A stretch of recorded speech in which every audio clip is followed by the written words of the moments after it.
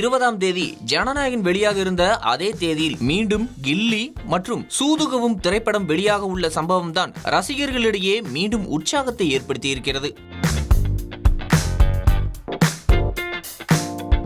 தமிழ் திரையுலகில் புதிய திரைப்படங்கள் பெரிய அளவில் வெளியாகாமல் ஒரு நீண்ட இடைவெளி ஏற்பட்டுள்ளது. குறிப்பாக பிப்ரவரி 20ஆம் தேதி நேரடி தமிழ் திரைப்படங்கள் எதுவும் வெளியாகாத நிலையில் திரையரங்கு உரிமையாளர்களின் கோரிக்கையை ஏற்று பிளாக் பஸ்டர் ஹிட் அடித்த பழைய படங்கள் மீண்டும் திரைக்கு வருகின்றன.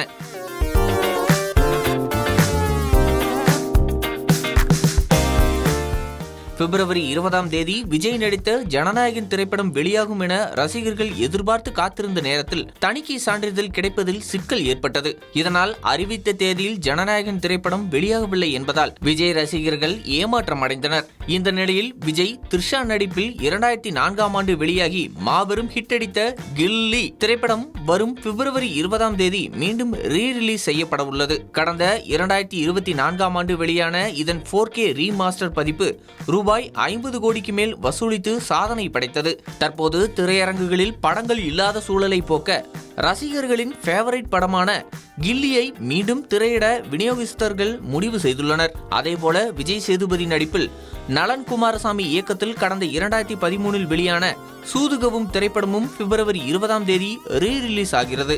இப்படத்தை கொண்டாடும் விதமாக பெரும்பாலான திரையரங்குகளில் டிக்கெட் விலை 100ஆக நிர்ணயம் செய்யப்பட்டுள்ளது. ரசிகர்களிடையே பெரும் வரவேற்பை பெற்றுள்ளது. இவற்றுடன் மௌனம் பேசியதே போன்ற திரைப்படங்களும் தற்போது திரையரங்குகளில் வெற்றிகரமாக ஓடிக்கொண்டிருக்கின்றன. புதிய படங்களின் பற்றாக்குறையால் தியேட்டர்களை தக்க வைக்க திரையரங்கு உரிமையாளர்கள் இந்த பழைய கிளாசிக் படங்களை நம்பியுள்ளனர் என்பதே நிதர்சனமான உண்மை. எது எப்படியோ பிப்ரவரி 20ஆம் தேதியை விஜய் ரசிகர்கள் எதிர்பார்த்து காத்திருக்கின்றனர்.